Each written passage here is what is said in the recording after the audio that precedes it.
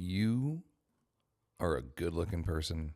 You are a beautiful person. You are an intelligent person, and you have got it going on, baby. That's all I got to say, because today we're being positive. Do you know why we're being positive? Because there is some really good research that talks about positive self-talk and gains, and we want some gains.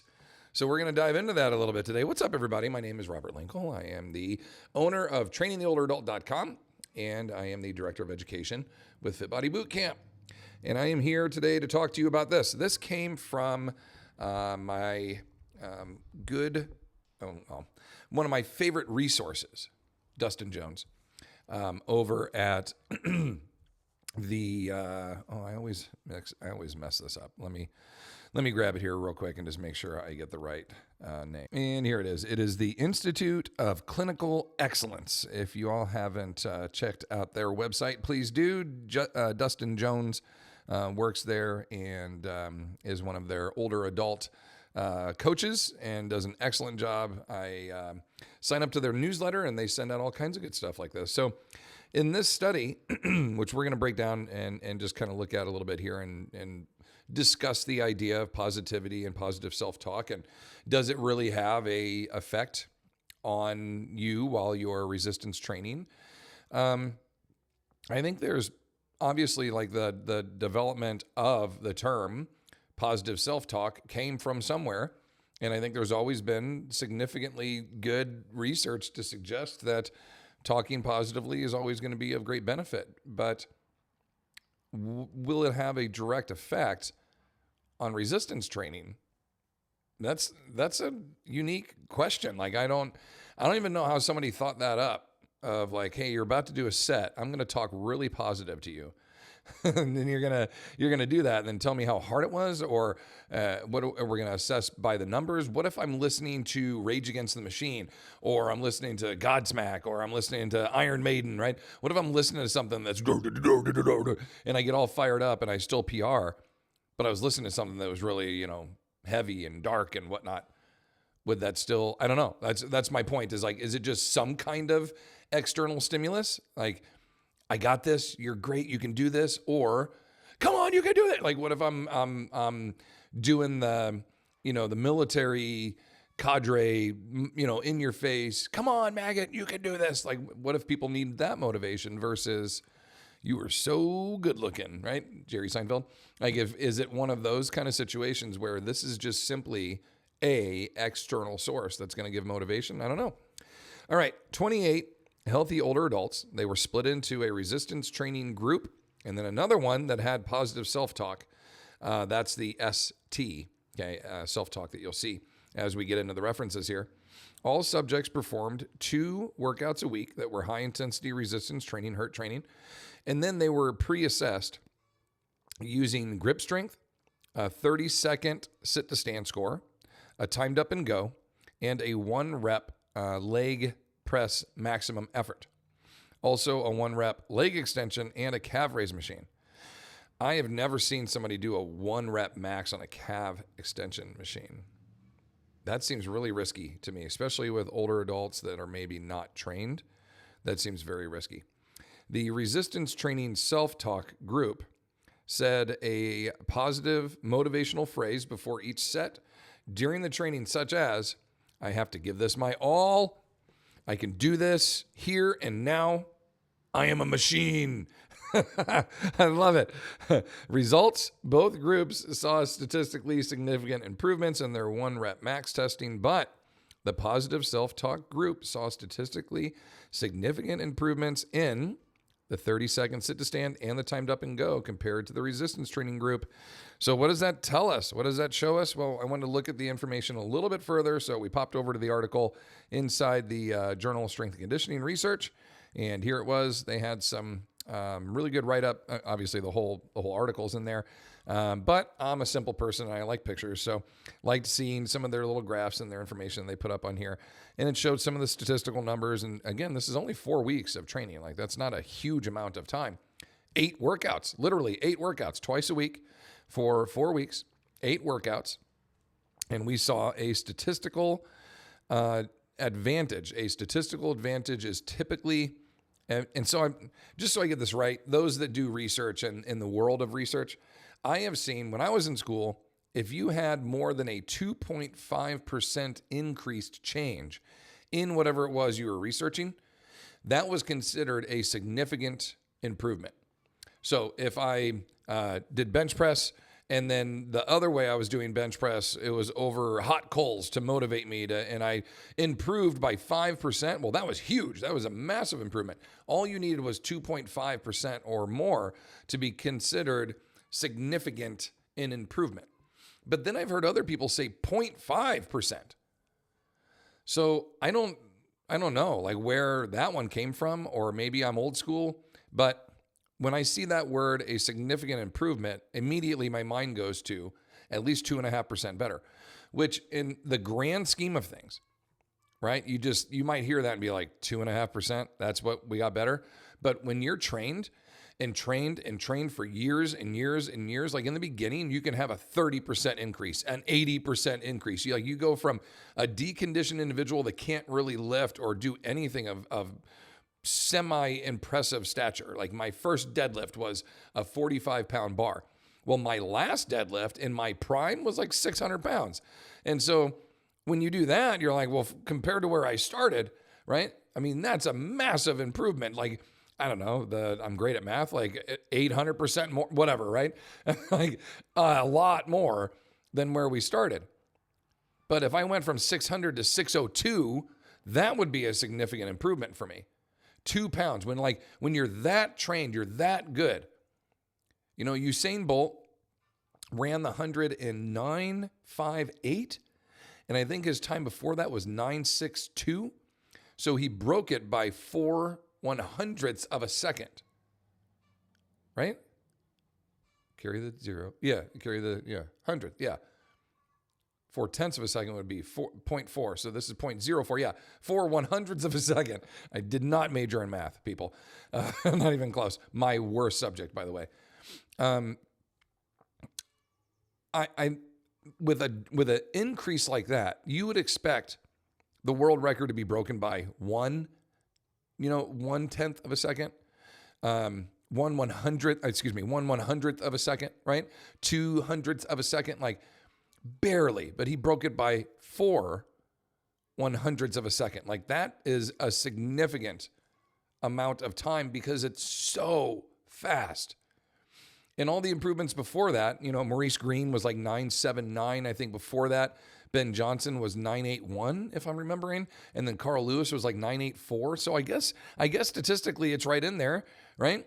2 to 3/100ths of a second faster each time. So, but I mean, my point is like when you're that good at something, to have small little significant changes like that mean a lot. They're big gains. They're big improvements. But in this case, you could have somebody in 4 weeks, like double their weight. Now, were these deconditioned, untrained individuals or were they trained individuals? The article did not say. Okay, it doesn't say if they are trained or untrained. Let me go back and see. I don't think so. I'm going to zoom in here and see if I get a little bit better look. Highly effective resistant training, statistical on older adults and younger individuals, et cetera, et cetera.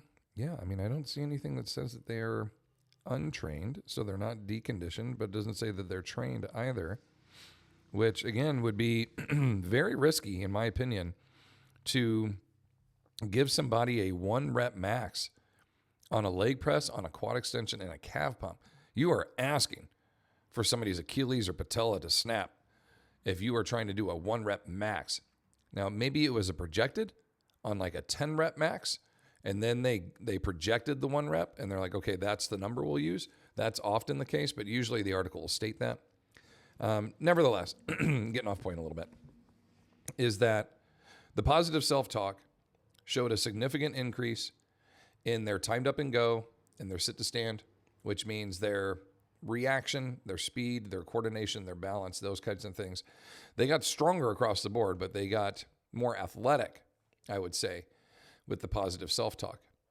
And that's cool. I mean, to have a couple of sayings, some good things. I remember when I was throwing the hammer,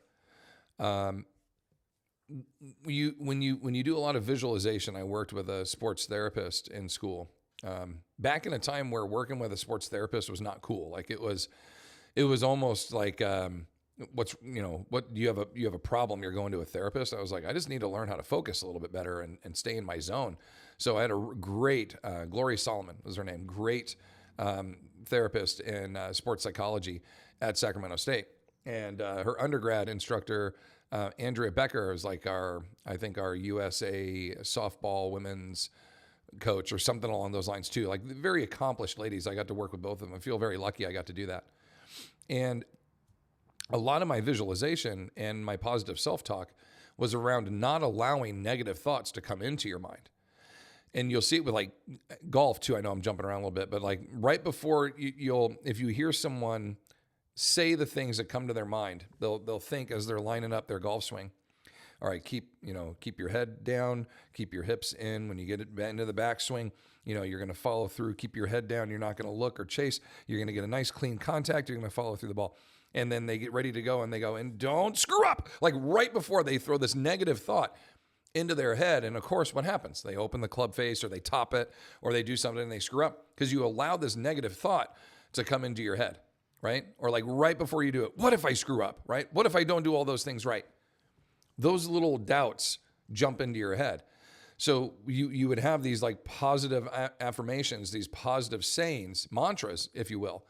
I am good, I am great, I am wonderful. Remember? What about Bob? I am good, I am great, I am wonderful. Baby steps down the deck, baby steps by the window. Anyway, if you haven't seen What About Bob, you won't get that, but it's funny. Nothing better than telling your audience when you tell a joke. Stand-up 101. Positive affirmations really help you set a mental mentality and keep the positive thoughts at the forefront and all your negative thoughts in the background, ideally not present at all. And so I could see that being very useful in this situation. As individuals were getting ready to come up and they're like, hey, this weight is 5 pounds heavier, 10 pounds heavier than you've ever done. And they're going, you can do this. You got this. You can do this. You got this. You've been training hard. You got this, right? As they're getting on the machine, you can do this. Come on, Rocky. You can do this. You got this. And just continuing to kind of pump them up. I'd be like, yeah, I got this, man. I can do this. You're right. I've been training. I got this. When you watch boxers train, individual sport athletes train, they usually have a couple of people around them that are like hype up people that help them keep their energy good.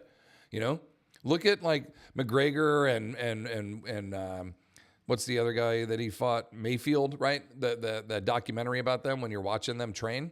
They've got all these people around them and you're like, what's with the entourage? What's it called? A montage? Not a montage. An entourage? Entourage. What's a montage? Is the training video, right? Of them doing it all. That's the montage. And then the entourage of all these people around them, they're all there for positive affirmations, for positive self-talk, to hype them up, to keep them energized.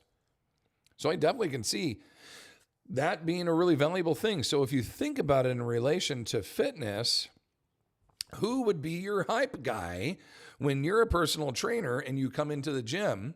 Who do you think is the person that would be doing that would be hyping you up and being like, you got this, let's go. I don't hope you can do this. I know you can do this. That's why I put that kettlebell in front of you. Do you think I don't want to get hurt? No. There's no question about the potential of you getting hurt here. I know you can do this. There's no doubt in my mind. You can do this. You got this. Go ahead. You can do it. And they step to the kettlebell and they're like, I don't know. And I'm like, no, you're not hearing me. You can do this. I'm not hoping, I'm not wishing, I'm not thinking. I know it. K-N-O-W, baby. I know you can do this. We don't hope lift here. We know lift. And I know shit. You're going to lift that weight. And they're like, I can lift this weight. And you're like, you can lift this weight. And they get on there and they lift the weight. And they're like, you lifted the weight. And they're like, I lifted the weight. And they're all pumped up, right? Everybody see the edge, right? What one man could do, another could do. Okay? Alec Baldwin, Anthony Hopkins. We're going to kill the bear. We can't kill the bear. Come on, Charles. He's ahead of us every step of the way. We're going to do what one man can do, another can do. He says, he's pointing the knife at him, right? And he's like, say it again. And he goes, what one man can do, another can do. And again, what one man can do, another can do. I'm turning into Robert Kennedy all of a sudden. What one man can do, ask not what you can do. This video is all over the place. I hope you don't mind. I'm having some fun. That's such a great scene. I love that movie. I love that movie so much that my wife for Christmas made me the paddle from the movie that has the Black Panther on one side. And why does the rabbit sit unafraid? Because he's smarter than the panther. Damn right, baby. Such a great movie. The Edge. Go and watch that. Survival.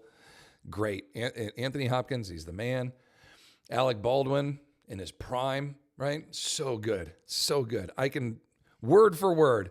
And that's one of my favorite scenes, right? Say it again. And he's got the blood. He goes, damn right. Today we're going to kill the motherfucker, right? It's such a good scene. And then Bart the bear comes in.